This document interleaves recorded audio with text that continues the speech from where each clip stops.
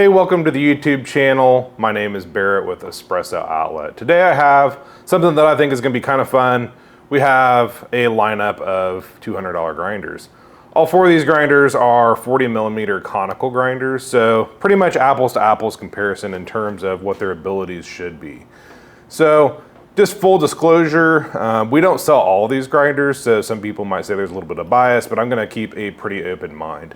So I've been using these grinders off and on for about 2 months, and it's really hard to use all of these as well as some other ones on a daily basis, but I do try to do the same beans and the same brew method when I use these grinders. So I'll do them the same day and do my testing and do some sips of different coffees and different brew methods. So we're gonna go over these one by one. We're gonna talk about kind of the pros and cons and really what I find from a value standpoint. So if you're looking for a grinder, I feel like $200 market, it's actually pretty nice price point. $200, it's a lot of money, don't get me wrong. But also, I mean, it's still, there's much more expensive grinders. So these I find are just kind of the really nice value grinders that you get on the market right now. So let's just take a look. We're gonna start with the SD40. Okay, so the first one on our list is this SD40. I've had this for quite some time. This is actually the version 1 model, and we're now selling the version 2 model. So I know you're gonna ask what's the difference between version 1 and version 2. The version 2 model actually has some upgraded burrs, which we'll see in this SK40 in a little bit, but I've been using the version 1 for about 1.5 years or so, ever since it came out, and I've really enjoyed this grinder. Now, this grinder is a stepped grinder model. So what does that mean? You have a little button on the back and you depress the button and you can rotate to adjust your setting. Now, some people might not care for that when it comes to espresso, because what'll happen is you'll be trying to dial it in and you'll get stuck between some settings. You can see how it kind of clicks, and it's really doesn't look like that much, but it can be the difference between that perfect espresso and one that's maybe a little bit too slow or too fast. So I've never really had that many problems with it when it comes to espresso, but that has been one of the things that I've noticed people mention in forums and just various places like Facebook. So just know that this is a stepped model. This is capable of doing from espresso all the way up to all your more coarse brew methods, such as like your V60, Chemex, and some of the intermediate stuff like Mocha Pot and AeroPress. So it's a nice little grinder. You can see it is quite small. I mean, when I got it out of the box, I thought this thing is just a nice tiny little grinder. Some people, they mentioned when they got the DF64, the DF64 actually had the button in the front, so they opted to put it on the side. So it's really easy to reach that power button when you use this grinder. It is a single dose grinder, so it has a bellows, kind of has a little hopper shape to the bellow. Make sure you can see it. It works really well. It's pretty quiet. All four of these are DC motors, and they have a gearbox inside, so that kind of has more of a windy noise than that electric hum that you get with the AC motors. But I find it to be fairly quiet grinder. I've been using it and mostly use it for probably like pour over type stuff, but it does come with this dosing cup that does fit your 58mm quite nicely. Let's see, I have one. So it does fit that quite nicely. If you have the 54mm, it doesn't quite fit the 54 perfectly, but you can still dose into it really easily. Pretty indicative of most grinders nowadays that they're more designed for the 58mm than the 54 or 53. So I've really thought that the dosing cup is really high quality and have enjoyed using it. It's really easy to use. So that's just my initial take on the SD40. All right, so the next one on the bench is this SK40. And if you take a look at it, it doesn't really look that much different than the SD40. The SD40 is more rounded, this is more squared off. But there is two main differences besides the body styling. So the first is it comes with these new version 2 burrs, and it has an 8-point design, and the new burrs really surprised me. Now, I'm letting you know both of these grinders, if you buy them today, they both come with the version 2 burr. So even though this is the version 1, you'll be getting the version 2. But these version 2 burrs, just straight out the box, I was really surprised. It offered just a lot of just clarity, but you're still getting that mouthfeel that you kind of expect out of that conical grinder. So really surprised me, especially with espresso. That's the first thing that I used it for. I pulled 4 or 5 espresso shots and just thought it was fantastic. This has been used for all brew methods, just similar with all of these. So we've done V60, Chemex AeroPress as our main tests, and it does a fantastic job at all of those. So the next thing that is kind of a big game changer on this is it has a stepless worm gear. Now remember before I mentioned if you're trying to do espresso and you're really trying to dial it in, you can get stuck between 2 settings. On this one you have an infinite fine adjustment, which is really cool. You'll see stuff on like Chiata E37S. It's a really high-end, $2,000 grinder. Really cool that they're offering something like this on a grinder that's 200 bucks. So I've been really surprised by that. The downside to it, if you look at it as a downside, so let's say you're going between espresso and a drip on the daily basis. You're gonna have to spin this for quite a while. It's not that bad. It takes maybe less than 10 seconds to adjust the setting, but it's definitely much slower than just spinning this. I mean, this is very quick, very easy to adjust. Or this one, it's gonna take you a second to adjust between the settings, but I really feel like that potential con is actually well worth it in my opinion. Now, not to say that this one's bad, but if you're looking for something that's just for espresso, or you're gonna use it mostly for espresso, I really like this one. We'll go over more about that in a little bit. So again, it is a single disc grinder, has a bellows. This model, it only comes in black. I should have mentioned that on this one. This one comes in 3 different color options. This one only comes in black with the oak lid. Another kind of minor change is on the SD40, they put the power button on top and now it's on the side. So it's really not changed the workflow. It's just a little bit different.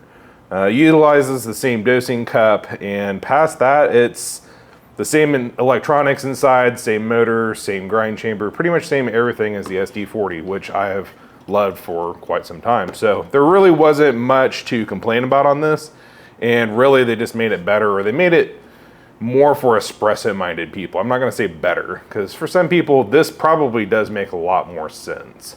So that's it on the SK40. Okay, so the next one on our lineup is an offering from Fellow. This is the Fellow Opus. So when they came out with this, and I didn't really know anything about it, I figured that they were gonna go with a flat burr design and kind of make it more espresso focused, because they had the Ode already, which uses 64mm flat burrs, so I thought it was maybe a little bit redundant, but at the same time, if it was more espresso focused, that made some sense to me. I was surprised when they came out with a 40mm conical burr though. So this is, like all 4 of these, a 40mm conical burr. And when I pulled the burrs out, I was really impressed with the burr design. It looked really nice, really premium. So I was excited to try this grinder. Let's just go over some of the features first. So this is a stepped grinder similar to the SD40. And the stepped adjustment is really easy to do. I did find it was kind of hard to dial in espresso because the espresso range is pretty much just right there. I mean, it's very small, so you only get maybe about 6 adjustments for espresso. So I found it even more difficult to dial in the SD40, at least personally. Now, if you take off the hopper, they do have an adjustment mechanism that allows you to kind of cheat the burrs to go finer or coarser on the inside. So that was pretty handy, making it go just like a little bit finer to give me a little bit more grind range. But still, I found it a little bit difficult to dial in the espresso. So that was just my first experience with this. It does have a nice little handy cheat sheet on the inside. And let's see if you can read that. It has at least the suggested ranges, kind of similar to the top dials of this for espresso, AeroPress, pour overs, and so on. But while we're talking about this lid, the one thing that really kind of drove me crazy is I would take my beans and I would dose them, and before I'd put this back on, I'd push this down and it would blow out coffee grounds. So I don't know if this is by design, but it's almost like a bellow. Maybe they designed it that way, but I found it to be kind of a mess depending on how you did your workflow. So make sure to have this dosing cup down there before you put the lid back on, because you're probably gonna get some fines flying out. This does have an ion generator in it. It works okay. It's not maybe the best because there's quite a bit of plastic on this. And I found that plasticky grinders, they tend to have a lot more static problems in my opinion. So I didn't really find that it worked that well. I found it to be quite messy. The power button I found was a little bit strange. You hit it once for 30 seconds, twice for 60, and so on. So a normal 18-gram shot took about the full 30 seconds to grind. It was fairly slow. Let's talk about the dosing cup real quick. So it comes with 2 dosing cup options. First is just the normal cup, and it has a ring on top. So you put the ring on and that locks into the grinder, so it kind of makes it so that there's a seal between the bottom of the grinder and the top of the cup. So that does eliminate some of the mess, if there was any mess, to just blow out the side. So it works okay. I feel like the dosing cup itself is just a little bit awkward, and you have to take this ring off every time. So I found that to be like a little bit annoying, not the end of the world, but it is one more thing, especially when you have a second option, which is designed for espresso. So the espresso, it fits on the same way, and most of the cup, it just remains empty. But when you take it off to dose your espresso, you have this very large cup. But it does fit both the 58 and I have a 54 for a Breville. So it's designed to fit both, which I found to be a pretty nice feature. You're not having just one dosing cup that's pretty much dedicated to 58. It'll go either way. So that's pretty cool. A little bit annoying to have 2 different things laying around. That's just my opinion, but not the end of the world, like I said. So we'll put that back on. Now let's talk about the quality of the coffee, and this is where y'all need to buckle up. So that's where I was really let down on this grinder, and I didn't even want to say it because I just couldn't believe that there was that big of a difference between these 4 grinders. We're gonna go over the Baratza. I think you're gonna be surprised here in a minute. So I tried it with some pour-overs initially, and the pour-overs, they just taste a little bit sour. So I gave it the benefit of the doubt, and I ran some beans through it to make sure that the burrs were seasoned properly. I ran so many beans through this and made sure that they were nice and seasoned and ready to go. And there was one morning I came here and I made a V60 with it, and I'm like, wow, that just tastes terrible. These beans, they just turned overnight. They are just very skunky and off. So I tried again, adjusted the settings. It wasn't that much better. So I went over and I had my SK40 also set up for a V60, had a similar drawdown time, and it tasted normal. So I started scratching my head a little bit on this, and I just never really got a good cup of coffee out of this grinder, unfortunately. I have used it for espresso, and I found the same thing. I found it to be much more sour, and I found it very difficult to dial in. So that was very unfortunate for me on this fellow. I mean, it was really a big disappointment. I expected it to be a lot better than this.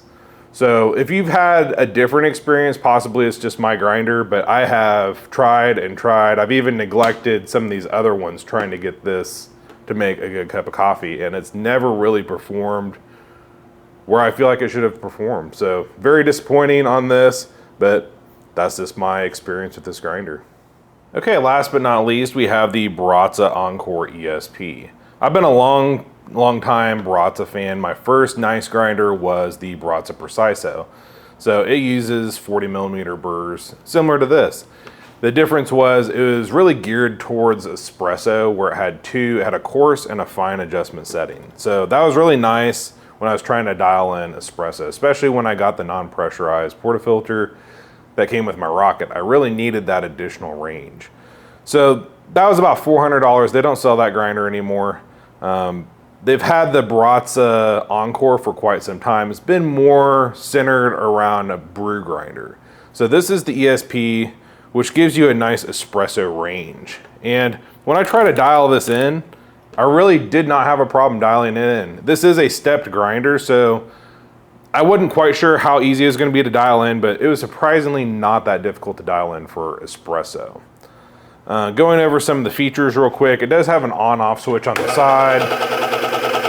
It does kind of a bass sound to it where it's kind of a booming sound, where these sound more whiny. This is more deep. A feature that's always been on at least all the grinders that I've had from Baratza, it has a little dose trigger button in the front.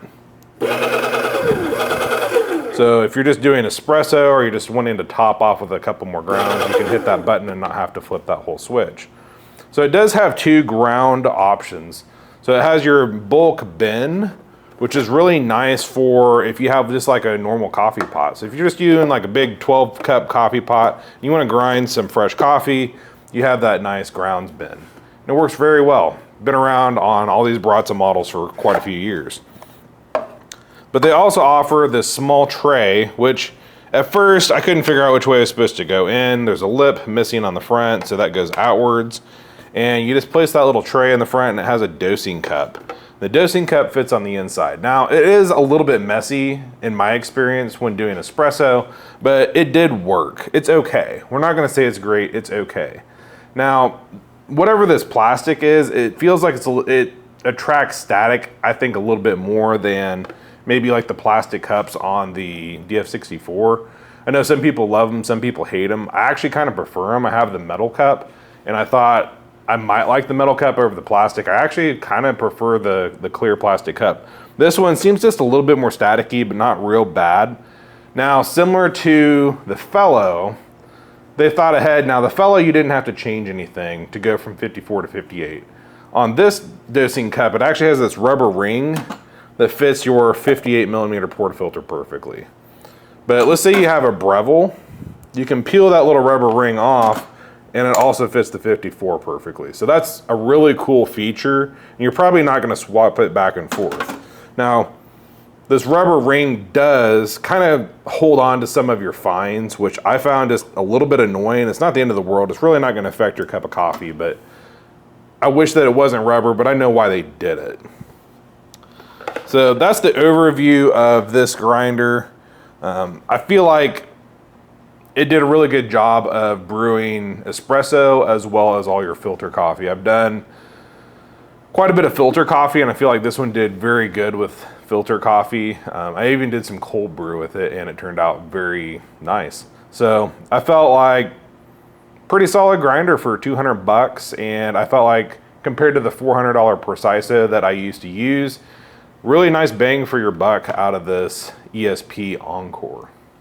Okay, we can talk all day about features, but which one's gonna be the best for you? And that's really up for you to determine, but I'm gonna go over just some of my findings in the way that I'm thinking here. So if we're gonna talk espresso first, which one would I choose for espresso? And I would say hands down, I'd choose the SK40 for espresso. It works great, it has the fine adjustment, it has a nice dosing cup, it's quiet, it's easy to use, it's super easy to dial in. It has enough clarity for espresso that I found it to be really enjoyable. So my number 1 pick for espresso would be this SK40. My number 2 pick would probably be this Baratza ESP. The ESP I found really easy to dial in. I found that their shots tasted quite similar to the SK40. So they have a fairly similar burr pattern. It is different, but it's a very similar burr pattern, and I found it to be just really nice espresso shots that came out of the ESP. It does have the single dose, which I feel like does make it a lot easier to utilize the grinder instead of using that square bin. That's what I actually used for quite a few years with my Preciso, and made it really easy to use for espresso. Third, I would choose the SD40. I still don't think it's that difficult to dial in, but it is fully capable of dialing in a nice espresso shot. So if you're more leaning towards your drip brew methods, but you do want to have the capability of pulling some conical espresso shots and you're trying to save a few bucks, this SD40 is gonna work out nicely for you. And then last is the Fellow, and I don't wanna rag on it too much, but I just didn't really have very enjoyable espresso out of it. Now, the workflow was fair. I felt like it was still quite messy. The dosing cup worked really nice. It's just bulky and strange, I found. But ultimately, I'm talking taste here. I don't really care about the workflow as much as I talk about enjoying a cup of coffee. So I really just did not find this to make a nice cup of espresso personally. Okay, let's talk about Brew. So let's say that espresso is not really your thing, or you have maybe a dedicated flat burr espresso grinder and you're just looking for a conical that's used more for just brew methods. It'd be a really hard decision between the ESP and the SD40 because both of these perform very similarly. I feel like the build of the grinder on the SD40 is much more superior than the Baratza. But just know that Baratza has really excellent customer support. So when I had my Preciso on the fine adjustment settings, that fine adjustment ring was very temperamental and would break. This doesn't have that on, and I think they did that on purpose because it was so fragile that it would crack and then you get really inconsistent espresso shots. So this has their more robust adjustment ring, but you don't get that real fine adjustment that you could get with that Preciso. So between these two, you're really not gonna have a problem with drip. After that, it probably doesn't matter. This one will do drip just fine. This one also does drip just fine. I felt like the flavor out of this was still off, and I don't know why. It was just not my favorite for drip. So I hope this helps you make a decision if you're in the market for a grinder. Maybe you are getting your first grinder and $200 is a stretch. I mean, it's $200 for a coffee grinder, and that can be quite a bit of money. I hope this helps you make that informed decision on what works best for you. Are you doing espresso? Are you doing brew methods? What's your workflow look like? I really don't think you can go wrong with any of these, but I definitely lean towards these three from just a personal standpoint. This one just really underperformed for me, unfortunately. I know some other people have used it and they really find it to be quite nice. So potentially it's just me. But yet again, I just hope that this helps you make that decision. If you have any questions, you can drop them in the link below. It always helps us out to hit subscribe so that we can produce more content like this in the future. If you have any questions on any other products that we sell, make sure to give us a shout and we'll try to do a video. Thanks for watching.